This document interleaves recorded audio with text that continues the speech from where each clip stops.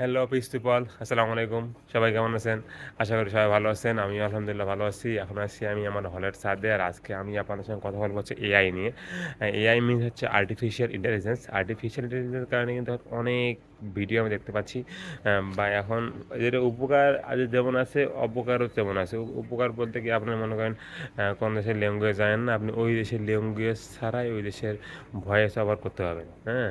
আবার ক্লোনিং করতে পারবেন। মানে আপনার ভয়েস দিয়ে ওই দেশের ল্যাঙ্গুয়েজে ভিডিও বানাতে পারবেন। হ্যাঁ? কিন্তু আবার মনে করেন অনেক কিছু করা যায়। কিছু ভিডিও জেনারেট করা, অডিও জেনারেট করা, ফটো জেনারেট করা, এনিথিং আরকি। ঠিক আছে? বা একটা ভিডিও আছে, সেই ভিডিওর মধ্যে মনে করেন ২ টা মানুষ আছে। তার মধ্যে আপনি একটা যেকোনো আপনার মানে আপনার একটা পছন্দের মানুষকে বসায় ভিডিও বানাতে পারবেন। এখন দেখবেন যে মোদি সাহেবকে নিয়ে বা সাকিবকে নিয়ে এরকম অনেক ভিডিও তৈরি হচ্ছে। যেগুলো সবগুলোই কি আর্টিফিশিয়াল ইন্টেলিজেন্স। হ্যাঁ, আর্টিফিশিয়াল ইন্টেলিজেন্স ভয়াবহতা কিন্তু অনেক, অনেক। মানে একটা মানুষ এখানে যায়নি, তবুও তার নামে ওই ভিডিও চালিয়ে দেওয়া হচ্ছে। সে এখানে আসে এই কথা বলছে এরকম আরকি। কারণ ভয়েস ওভার করা আছে অন্যান্য ভয়েস থেকে। তারা মনে করেন একটা লোক কোনোখানে যেয়ে আমাকে কোনো কিছু প্রমোশন করেনি, তবুও তার প্রমোশন করা হচ্ছে আর্টিফিশিয়াল ইন্টেলিজেন্সের মাধ্যমে। হ্যাঁ, মানে অনেক ভয়াবহতা আছে। ঠিক আছে? আবার অনেক সময় আমরা অনেকে মনে করেন ভিডিও দেখি, সেই ভিডিওগুলো ভালগার ভিডিও আরকি। ওই ভিডিওগুলো কিন্তু আর্টিফিশিয়াল ইন্টেলিজেন্সের কারণে হয়। ওগুলোও কিন্তু সেম অবস্থা। ঠিক আছে?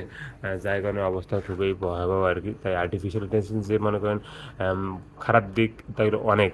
ভালোর দিকের চেয়ে আমার মনে হয় খারাপ দিকেই বেশি আরকি। কারণ হচ্ছে আমাদের যে জেনারেশনটা আছে এরা সবাই এটা ওই পারপাসে ইউজ করতেছে।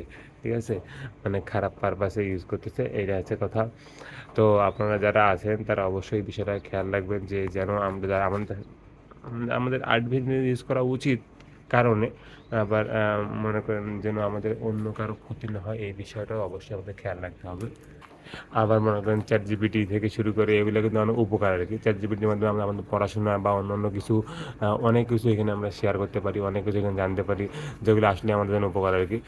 তাই ChatGPT র ভূমিকা তো অবশ্যই অপরিসীম। অনেক কিছু আছে যেগুলো আমাদের জন্য দরকারি। কিন্তু আমরা কি করি অনেক সময় দরকারের বাইরে আরও বিভিন্ন কাজে এগুলা মনে করেন ইউজ করি, ব্যবহার করি।